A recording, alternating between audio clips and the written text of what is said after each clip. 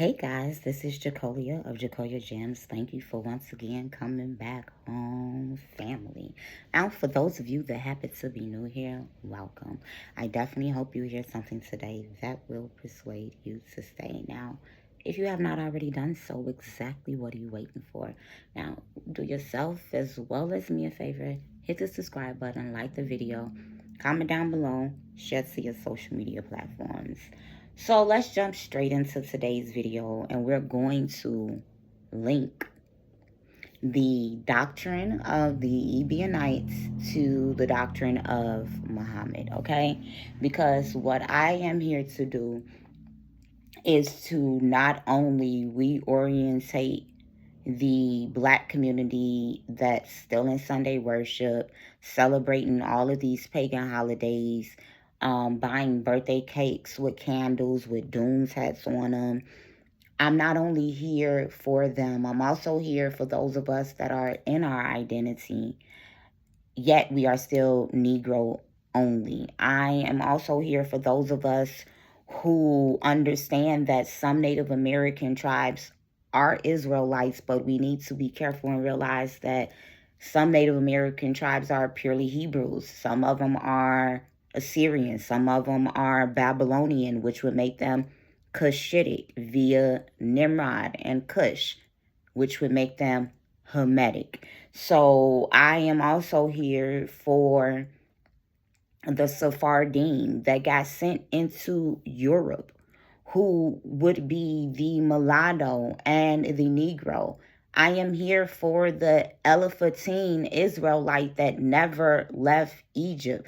I am here for the Israelite that was in Saudi Arabia after the falling of the temple in the Roman and Israelite wars in 70 AD when the temple was destroyed. I'm here for the Assyrians and for the Babylonians as well as the Egyptians. I am also here for the Ishmaelites and the Edomites. Why? Because all of these people groups, the Hebraic and Semitic, these people groups and some of these Hamitic, not all of them, are the handiwork of the Most High. So it is my responsibility to take a step back and to look at all three of the Abrahamic religions, school of thoughts, way of life, and to figure out how they are linked.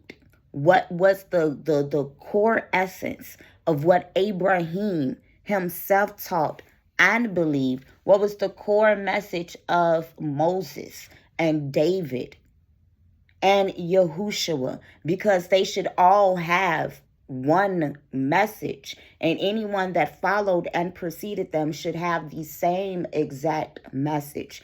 Therefore, it is my responsibility to figure out what the one message was in the Bible that went unlittered and went unbastardized. See, what we have been taught about Islam, we've been taught about it from the Greco-Roman standpoint, which has us in the Israelite community feeling a way about Islam. And rightfully so, depending on what sect of Islam we are speaking on, just as if it has us feeling some type of way about Catholicism and Sunday worship. And this is because we have to remember that these Arabic tribes also went into Egyptian, Assyrian, Babylonian, Greek, Persian captivity right alongside us. And even if they were free during those times, they were still with us and experienced great influence. When we begin to look at the Bible in its essence, we will begin to see that Noah was called perfect and upright in his genealogy. And yes, that means in his generation. That will also begin to talk about the DNA that was inhabited on the inside of him, giving the standpoint that there was sins going forth between men and women. The Dead Sea Scrolls begins to vehemently say that these sons of God came down and repopulated with women.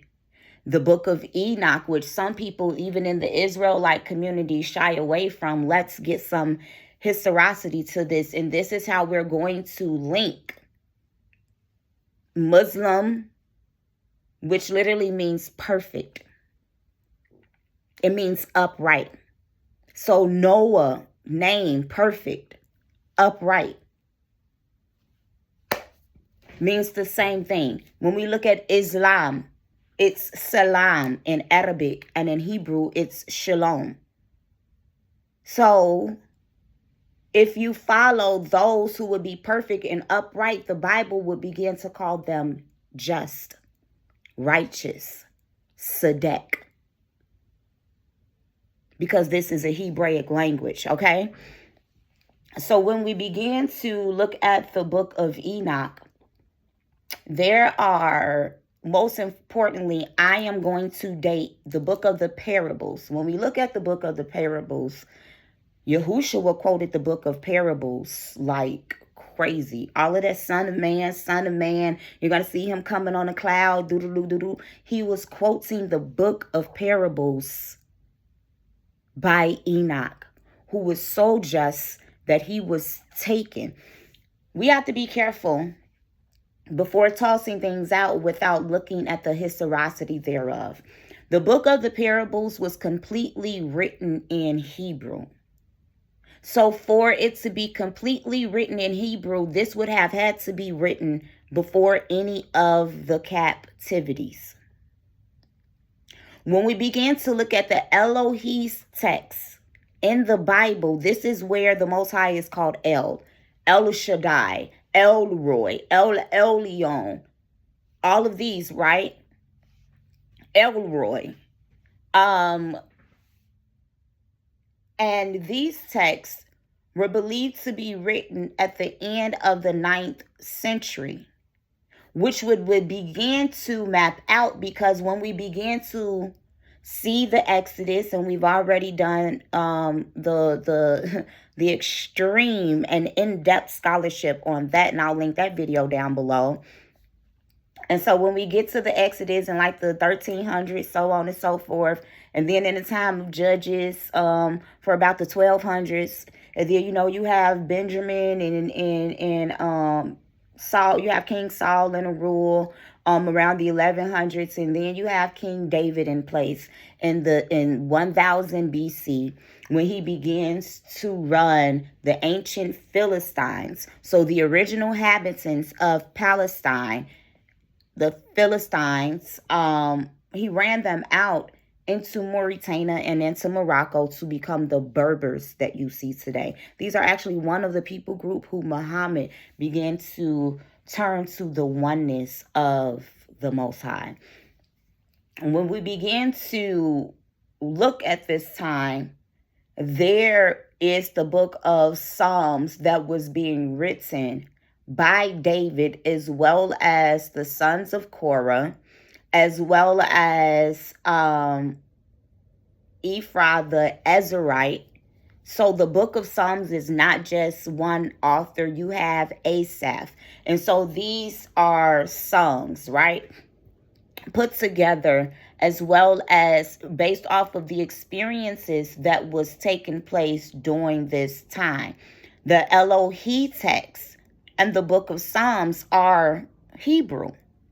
And when you begin to read the book of Psalms, specifically when it begins to talk about the creation in Psalms 104, this will begin to tie in the book of Proverbs, and the book of Proverbs, the 8th chapter, to the book of Job. And the book of Job is thought to be the oldest book in the Bible. And when you begin to tie Psalms 104 and the way that this creation is being spoken on, it is going to automatically take you to Genesis 1:1, and then to Jeremiah 4:23. Total vodu. Then I behold, the earth is without form and void. The book of Psalms 104. Let me see if I got a Bible in front of me. don't like to use these Bibles because they're old and torn up. And they're not my regular Bibles. I just don't want to throw them away. Like, they are really, really, really old. And I feel really bad that they're so torn up. But anybody that's been in church real long, you know how that happens. Like, I actually used my Bibles. Psalms 104. Bless Elohim, O my soul. O Elohim, my power, thou art very great. Thou art clothed with honor and majesty, who coverest thyself with a light as with a garment, who stretches out the heavens like a curtain. So you hear the language of creation. The heavens are being stretched out like a curtain, like a garment. Who layeth the beams of his chambers in the waters. These are the firmaments.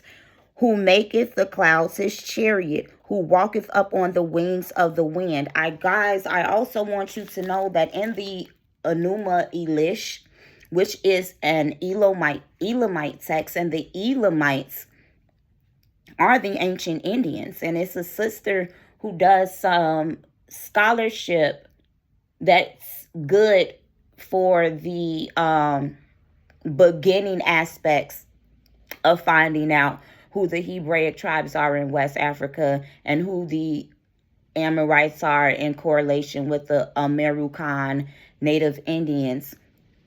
Yet we, and myself included, when I first came into the truth and I began to hear all of these different doctrines and the camp doctrines, I was automatically turned off by the camp for a lot of different reasons. And I never truly touched the doctrines fully. It was just some things that sounded off to me based off of ignorance. And when you don't touch a doctrine fully, what somebody else is saying will sound crazy. So some of you that even come in the comments arguing and things, this is not an argumentative place. And I have told you guys that so many times. I'm not about to debate. I'm just going to repeat what is said. And 100% of the time, no exaggeration, somebody else either come in the comments to back me up, or it gets to the point where you guys disagree with me so much that I point out that you're actually agreeing with me and saying what I said. And then some of y'all have come back to even apologize. And so I don't take offense to certain things. When we begin to think about the Elamites being a Semitic people, according to Genesis, the 10th chapter, and the 12th tribe chart, they literally said that the Elamites are the ancient Indians. The Indians, the Hindus that began to inhabit the Indus Valley. And this is 100% true. The thing is, we begin to conflate modern day Indians, whom are majority Persian, with the original Elamites of India. We have to realize also that the Bantu Sidis are your West African Negroes that are in the Indus Valley. So I had to take a step back and to also do some repentance, because I'm a true scholar. Like, I'm a nerd at school. So all of this y'all see, this is like literally this is my nerd side. This isn't me trying to be the top biblical scholar. This is me getting comfortable in my scholarship as a nerd. I went to the top 2 high school in the city of Chicago and purposely failed the entrance exams to get in the number 1 school in the city of Chicago that my mom did a double from the 7th grade to the 9th grade to get into. And my big sister was already in the school. I wanted to go to the number 2 school, which was the school my father went to allow him some legacy and so that I wouldn't be in my big sister's shadow. And when I purposely failed the entrance exam, some of y'all gonna be like, what you mean purposely? I went in there and I started doing it. And I was like, whoa, if I'm giving the right answers, I'm not going to have a choice but to go to Whitney Young. So I end up starting to fill out most of the answers as C. Now, mind you, I was also in the All-City Elementary Youth Chorus, and the music teacher, who is also the music teacher of Jonathan McReynolds, she told my mama, she was like, Tierra could come and audition and we could get her in a singer scholarship. And I had to let her know, like, I just really don't want to go. So, like, y'all, I'm a big nerd, which is why I have to take doctrines and take things and I find the etymologies of certain things. So just check the sources and see what I'm saying versus getting in the comments arguing. Because even your finest Israelite scholars, they, for some reason, are not bringing this information out. And I'm not going to say that those two top scholars who I'm speaking on don't know this information. I'm not going to say they don't know it. Because they're smarter than me. They read Hebrew fully. One of them read Aramaic and Koine Greek. So it's just like, yo, what are we doing? So when we begin to look at the Enuma Elish, it talks about the chaos and the other destruction that began to take place in Genesis, the first chapter, which is why people be like, oh, the Bible took from other cultures. No, the Elamites, they're Hebraic people. This is their culture. This was literally the retelling of what took place in that region during those times. We have to remember that this is second millennial BC.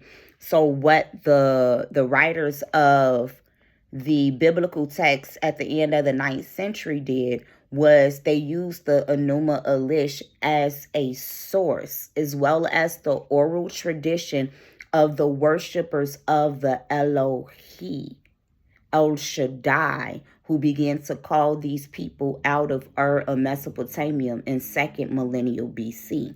Line up on line, precept on precept. So there was no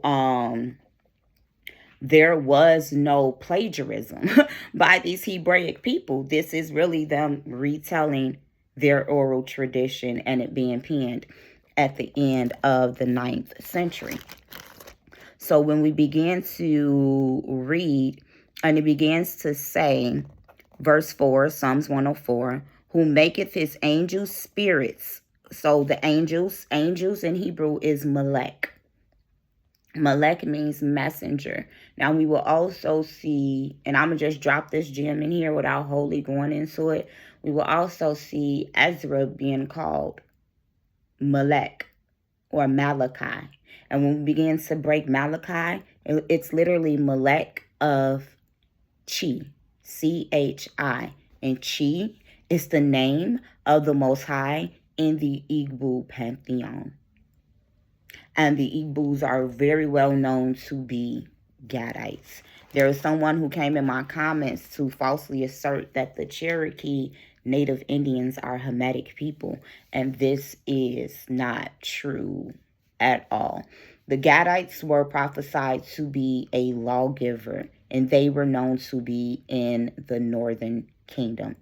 When we began to look at the Arawak Tainos, Native Indians, they speak a language that when you begin to look at the text, it looks identical to ancient Phoenician.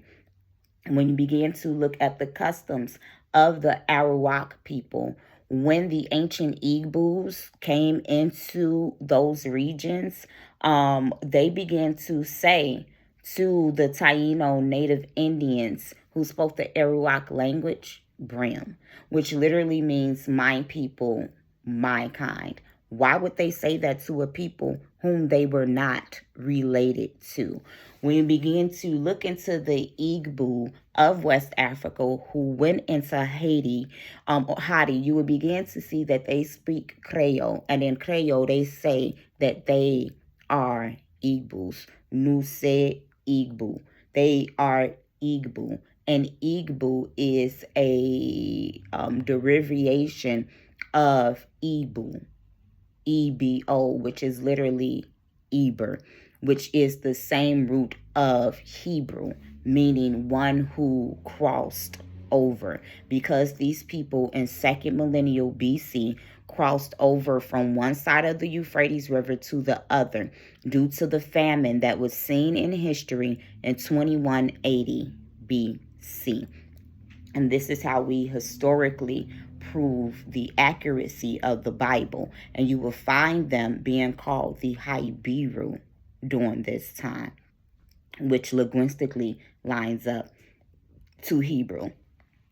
Now, we have talked before that in order to be a Hibiru, you have to be nomadic, semi-nomadic. We see that when Abraham left out of Ur of Mesopotamia, they did so on foot, which is why another word for these people are those who move on foot, those who plunder. And when we look at the word plunder, that will lead us to the book of Isaiah, the 7th chapter. And some of y'all like to kick against the pricks of the historicity of Isaiah, the 7th chapter. You need to read chapter 1 through 6 before you even touch chapter 7 and realize that these are prophecies to the kingdoms that was split between Rehoboam, which begins to be Benjamin, Judah, and Levi. And then when you have Jeroboam, the other 10 tribes end up getting split under him. And so due to the civil war between these two tribes, and then you have the northern kingdoms ended up, I believe, going into confederation with the Syrian kings Reza and Pekah against Benjamin and Judah. So when you begin to have Isaiah prophesy in Isaiah 6 concerning the child that would be born. This child was born to begin to let the tribe of Benjamin, Judah, and Levi know that a remnant shall remain. And that prophecy was fulfilled because they didn't go into captivity until 586 BC, which was approximately almost 200 years after the northern kingdom. So they were left in Judah during the time where these 10 tribes were sent into Babylonian captivity and went into Assyrian captivity. So when Benjamin, Judah, and Levi ended up going into Babylonian captivity, a remnant of them remained. And you will see this when they began to go up to keep the Passover under King Hezekiah, which would be looked at as the Judaic Mashiach. Mashiach literally means anointed. He was the Judaic Mashiach because he constituted the regathering of the remnants of the people that were left over who kept the laws, statutes, and commandments. And he began to lead them as king while they kept the Passover. And when we began to look at that second child that was prophesied, his name literally means to plunder. So these Hibiru and Hibiru people, the definition of their name, to plunder, ended up coming to pass in 722 BC when the child, whose epithet was Emmanuel, meaning God with us, was born and fulfilled in Isaiah, the 8th chapter. So this prophecy was fulfilled in 722 BC when the northern kingdom was plundered by Assyria. Now, when we begin to read the Chronicles and the Kings, we will see before they were plundered, the Rechabites, which are majority of the Arabs, and we're not talking about the Turkish Arabs from the Ottoman. The Rechabites, they were known to be water drinkers. They did not drink wine. They continued to dwell in tents, which was another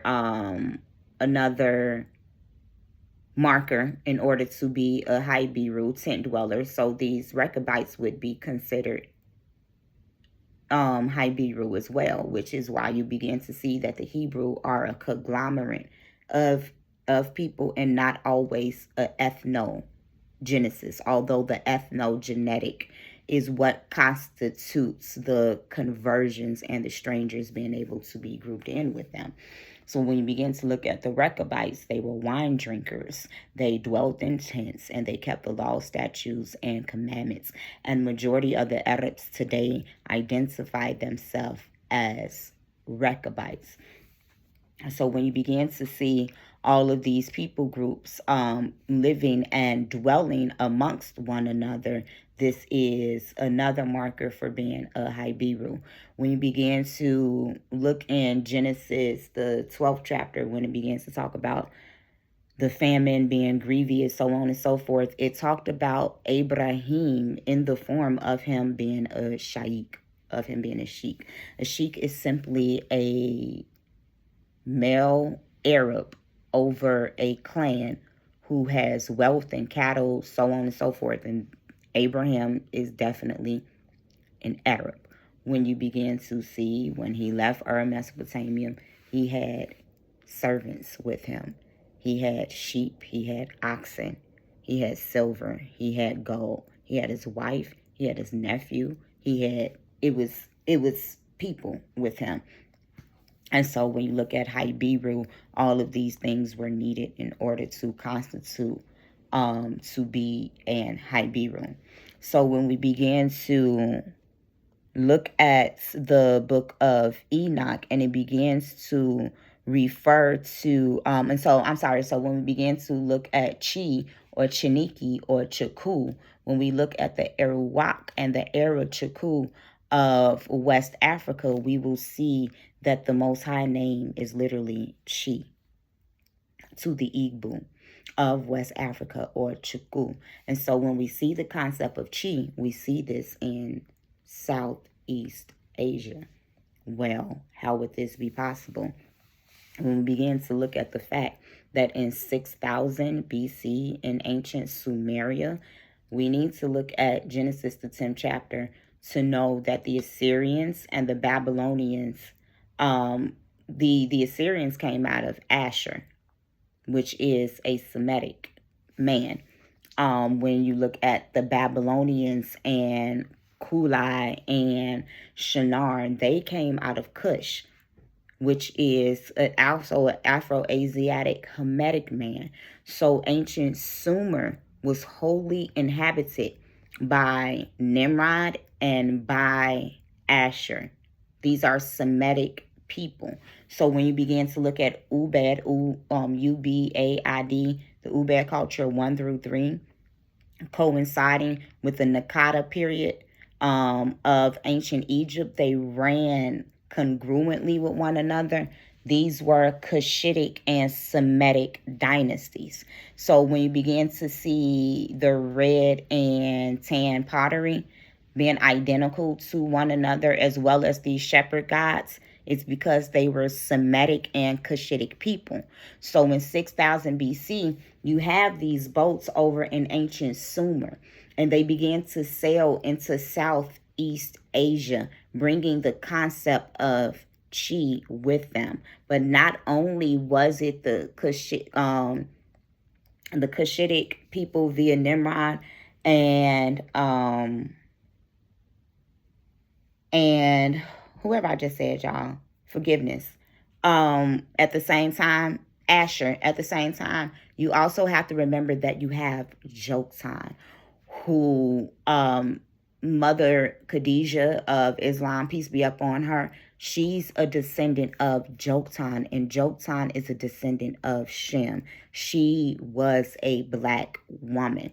When we began to look at Joktan, not only did he inhabit the southern Arabian Peninsula, during this time, he also left the southern Arabian Peninsula and East Africa, because the Cushitic people originally inhabited the Arabian Peninsula, but also the Sudan, as well as East Africa.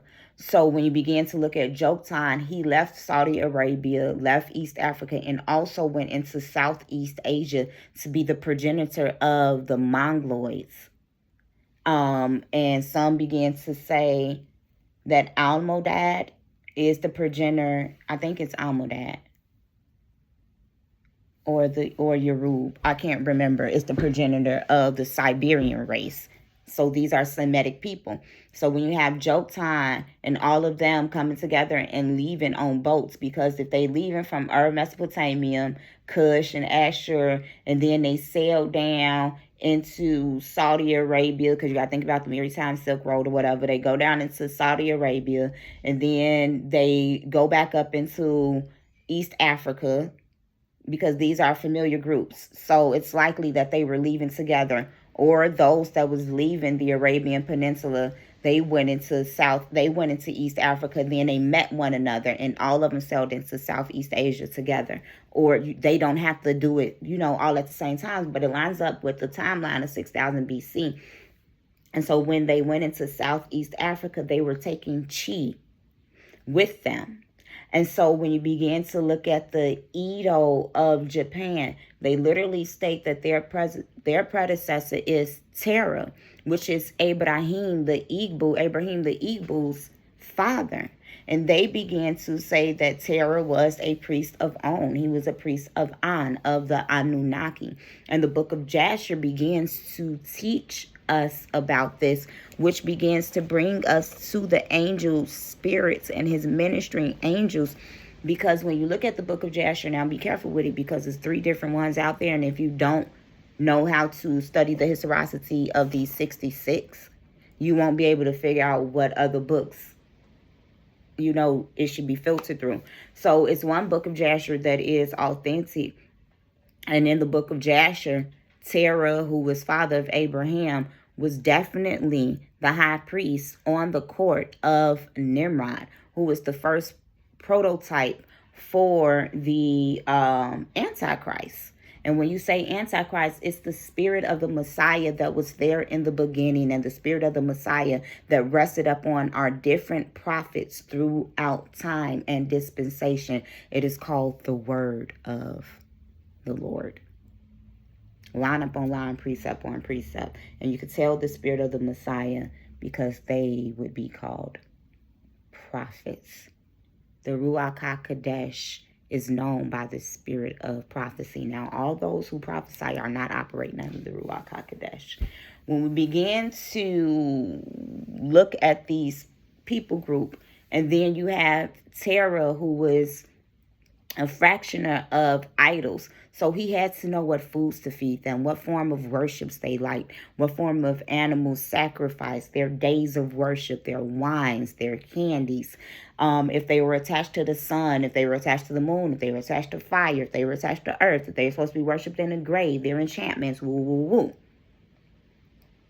So before the birth of Abraham, may peace be up on him, there was a star in the sky that let them know about this. And these are the Zoroastrian priests. This is Babylonian. And this is that literature that's seen throughout the Bible, just like the star was seen with Moses and the star was seen with Yehoshua. There was a warning to Nimrod. But those priests did not want to warn him. So when you begin to look at the book of Enoch, and scholars like to say that the book of parables was around 100 BC, I just proved how it wasn't, because it was completely Hebrew, just as the Elohi text was, and the book of Psalms, and the book of, like all of these other books that was written at the end of the 9th century. So when you begin to look at the book of the Watchers in the book of Enoch, they like to date these books to around 300 to 100 BC.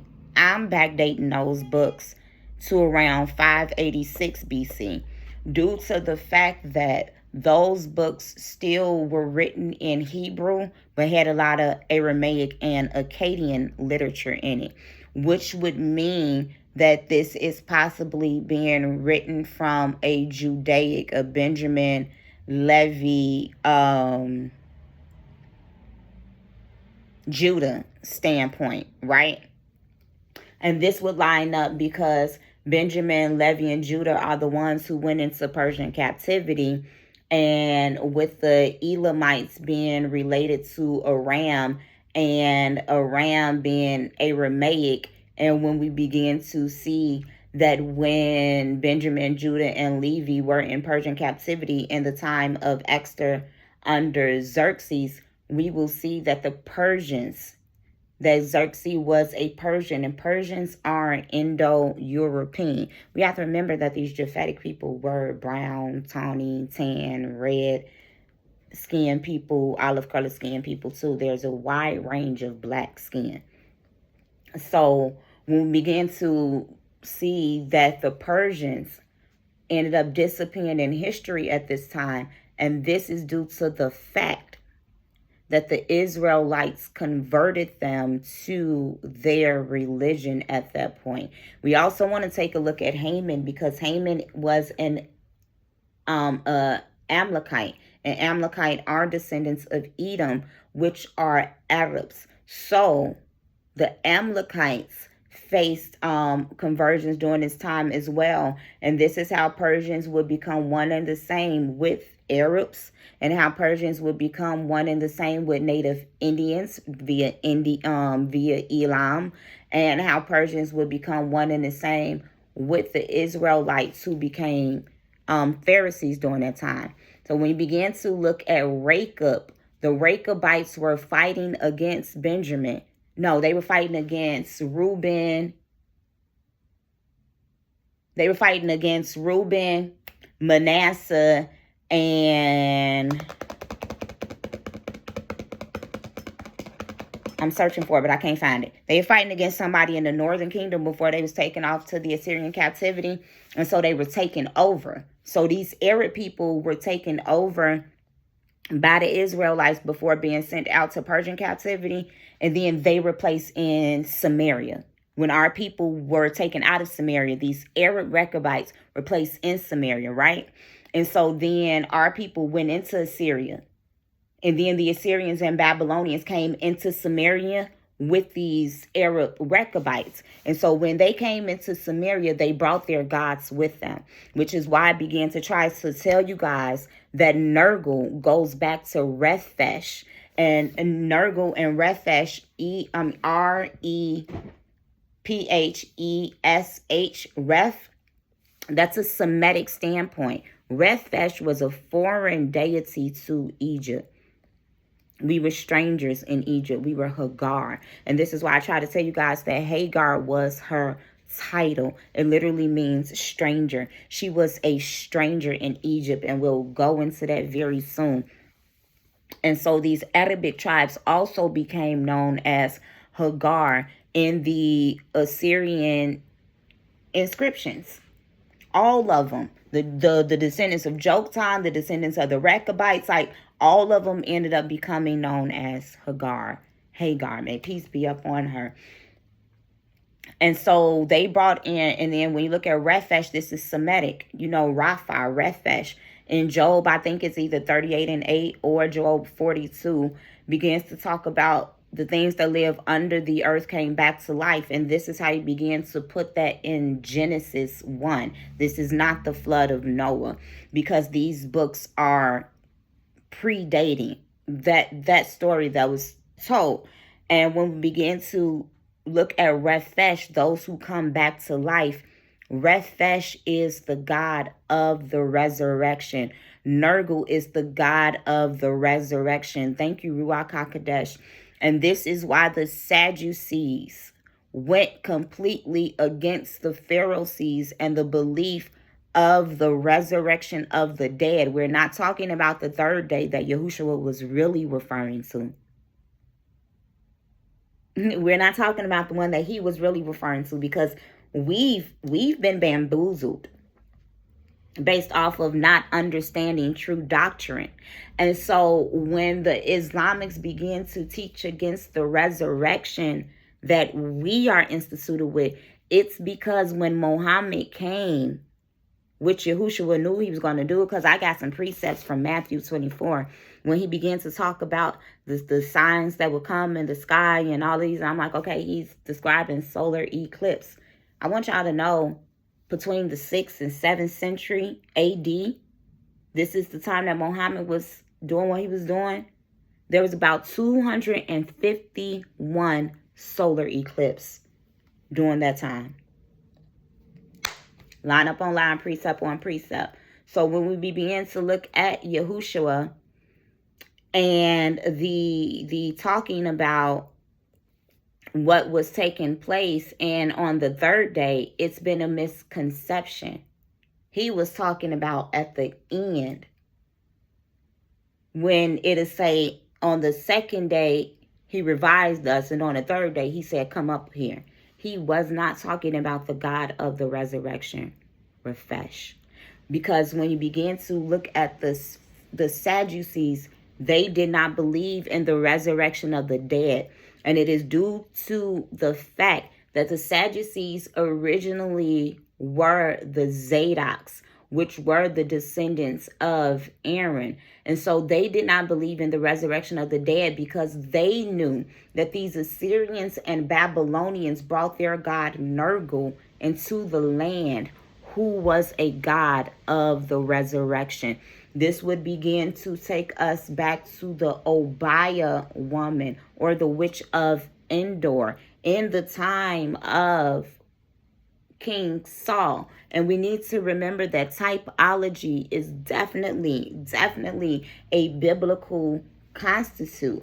And so when you begin to look at King Saul, who was from the tribe of Benjamin, just like the apostle Paul, the apostate Paul, Saul, and he began to go to the witch of Endor, who was called an Obiah woman.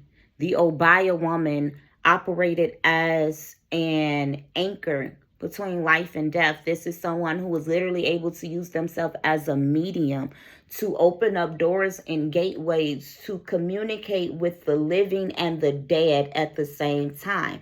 She was a ventriloquist. Ventriloquism was looked at as demonic possession with the spirit of the dead person, wringing up gurglings from the gut, and this would be vain babbling. She also operated as a conjurer, because she was able to conjure up the apparition and the soul of Samuel in accuracy, not in a Shadaim, or not in because a Shidim, we call things demons, and demonology in the Christian sense did not exist. Shadaim were gods of foreign nations that did not belong to us. This was not a Shadaim. These people knew how to navigate death and how to conjure up the souls and the apparitions and the spirits of the people based off of the description. And he gave him some things. There are contracts that are written. So what began to happen was, Saul didn't see anything. She saw. So when you begin to look at Saul and his conversion, the people around him didn't see anything. They didn't hear anything. One account, they heard something, which would be a form of ventriloquism, the ability to throw your voice. They didn't hear nothing. They didn't see nothing. So these things are very close, right? So when you begin to look at the witch of Endor as the Obiah woman, this is seen in West Africa. This is seen in the diaspora. This is seen in the Americas. So when we begin to look at the Sadducees rejecting the resurrection, they were rejecting the witch of Endor. They were rejecting the God of resurrection. When we begin to look at Refesh, he begins to go back to this God by the name of Dumuzdi. And Dumuzdi is seen in Babylon by the name of Tammuz. And when we begin to look at the Edo people, who are Edomites, which we know began to populate the kingship alongside Benjamin, because the 333 to 1000 BC, we have to know that Benjamin had wholly taken over the kingship and the priesthood, although he was not supposed to, because look at what King Saul did. The priesthood was given to Judah.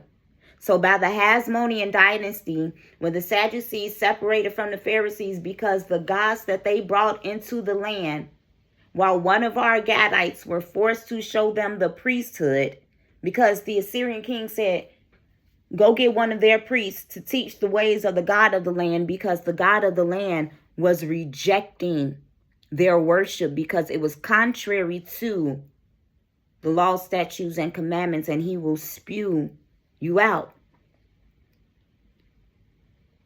So if El Shaddai rejected Nergal and rejected Rephesh, which are the gods of resurrection, when we begin to look at the Edom,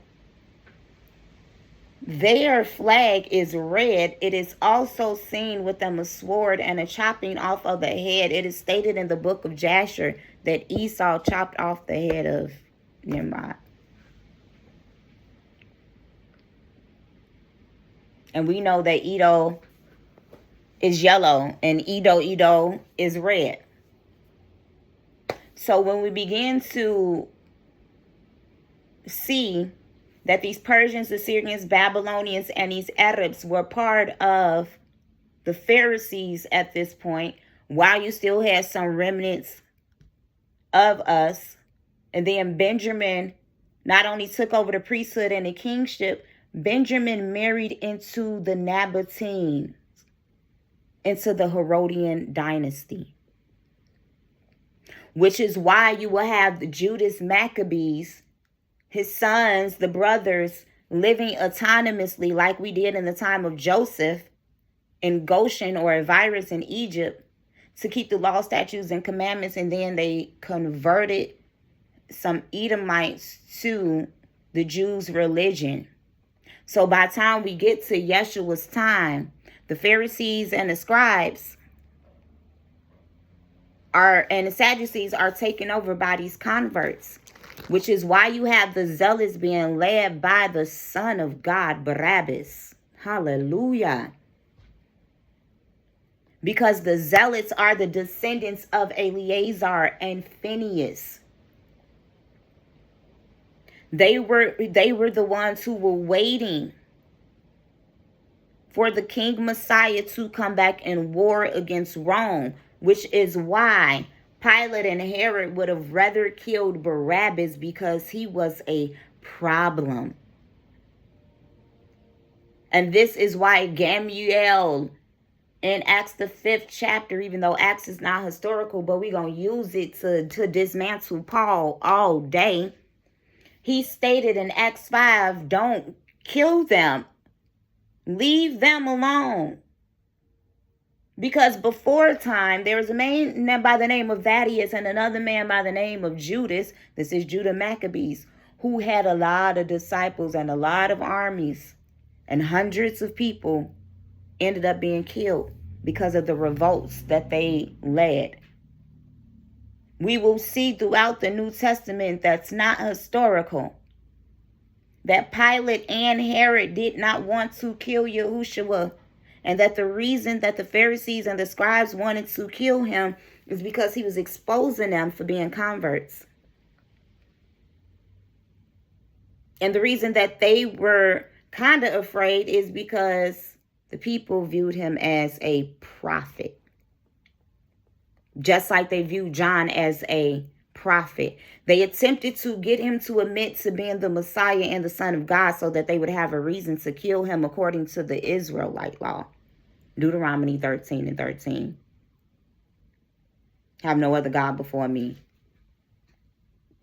So when we begin to look at these angels and these ministering spirits that were created, who laid the foundation of the earth, and it should not be removed forever.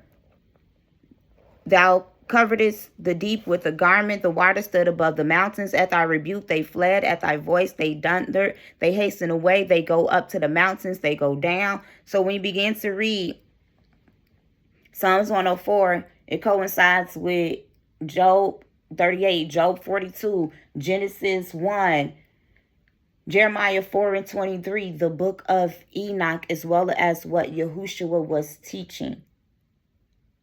When we go back to the Genesis, the message was to the poor. The book of Psalms, that's all they was talking about. Blessed are the poor this, the poor that, the poor this, the poor that. When you begin to have Salil or Selah, because when we begin to look at the Israelite tradition of Islam, they state that Salil in the Quran is Selah of Eber. And Eber did have a son by the name of Hadoram, which could be Hud. The messenger of the poor in Islam. The messenger of monotheism. The messenger of Echad. And so this is how you begin to link the fact that Muslims were not, Muhammad was not teaching anything that Yehoshua was not teaching. Yehoshua said, go not into the desert, because if they say I'm there, I won't be there. Paul went into the desert. Acts 13:1, Paul stated that he grew up with Lucian of Cyrene. That was his kinsman. Herod the Tetrarch, which was 16 years his senior, was his kinsman. Paul was born at the same time as Yehoshua, between 4 BC and 6 BC. Saul's life was not threatened by the killing of the boys 2 and under like Yehoshua's was. This is because he was born a Roman citizen. They weren't going to kill their own kind. The Ebionites began to state that Saul was a Greek. We missed that in the Bible. Romans 16:6. Romans 16:9. He let us know that he was a Greek Arab. He could claim to be a Persian based off of, a Pharisee based off of all the information I just gave you. Because the Greeks and the Arabs indeed became Pharisees.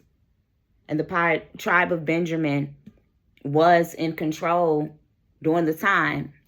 And so when you become a convert, you become part of the tribe that you converted to. Line up on line, precept on precept. This is historicity.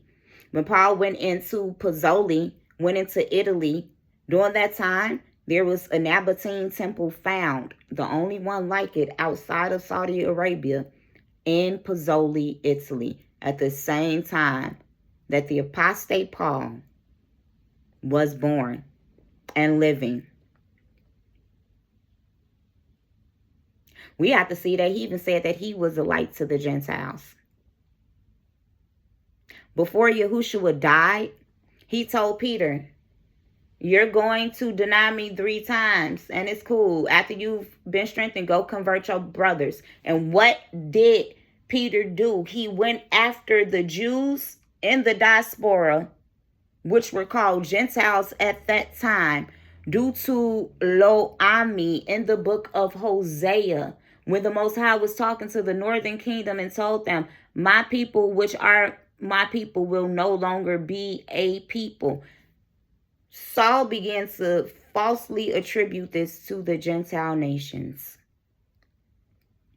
The 12 stayed back at Jerusalem, and those that were scattered after the death of Stephen, after the murder of Stephen, they went into Judea and they went into Samaria. They went into the Jews only. But these Greek Nabatean converts, they ended up going to the Gentiles, which developed Pauline Christianity. And so I want you guys to know, at the 6th century, during the time of Muhammad, when he came and he stated that Yehoshua was born human, the reason he did so is because he read the Torah. He read the Epistle of Barnabas. He read the Epistle of Thomas. He read the book of Enoch. He read the Apocrypha. And he conferred with some Israelites. Come on, Ruach HaKodesh. When he was in Medina, he came across a group of Israelites who will be called your Elephantine Jews, who are your Karaites. And so when the Quran, when it said, the Jews said that Ezra was the son of God, but the Christians say that is Jesus. He was talking about the Pauline. Because in the 6th century, the Bible began to have inserts in Greek to put in that Yehoshua was the son of God, and this was in response to Muhammad.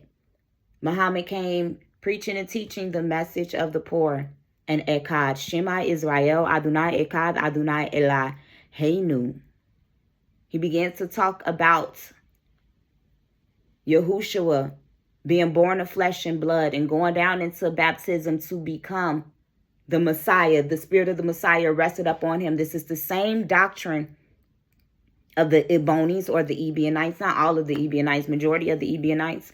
James the Just, those 12, and their followers, the Jamesonian Nazarenes who became the Ebionites. I want to say about 80% of the Ebionites believe this, and then they end up becoming the Nestorians.